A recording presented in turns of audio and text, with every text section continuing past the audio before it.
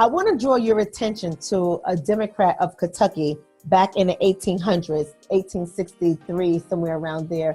His name was William Sims. And he was somebody in his speech where he described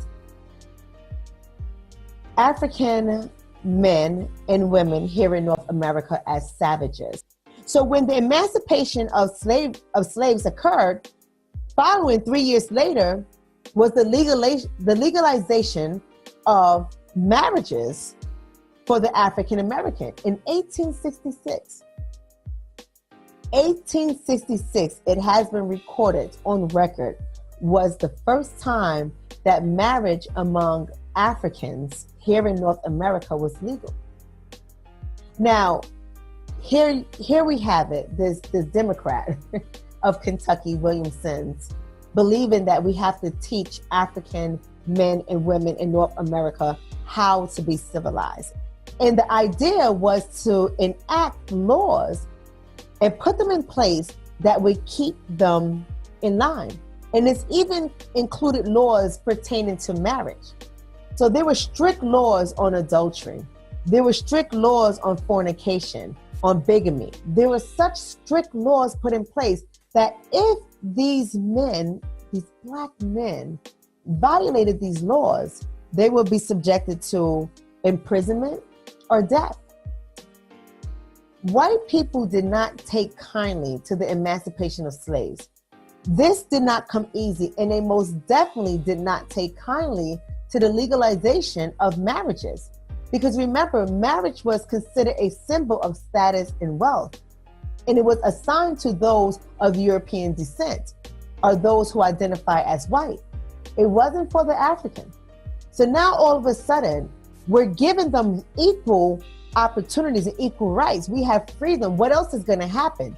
And this fear has sunk in among white men. They became very nervous about the possibility of not only rebellion, but that black men would start raping their white women. Now, I imagine if you have this kind of guilt on your mind from what you have done, then it's only natural to fear that it's going to turn around and be done to your people. Just as quickly as African Americans were given rights in this country during the 1800s or the 19th century, just as quickly as they were given rights during the 19th century, as quickly as rights were taken away from them.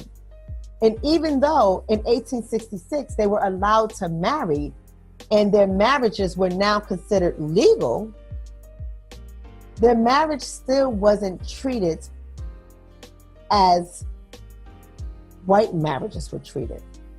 They still could not reap benefits. They still could not accumulate wealth. They still didn't have a status because they were married. Instead, what they got was strict laws that govern their relationships. And if you have children by other women, you'll be subjected to death or imprisonment. It was cruel. The behavior was cruel. So that was during the period of the 19th centuries that I'm talking about. And over time, marriages for African Americans have shifted. They have changed.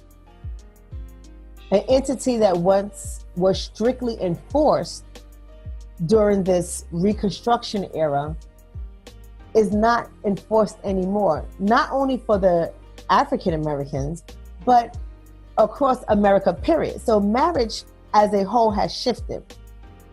But marriage, particularly for African Americans, has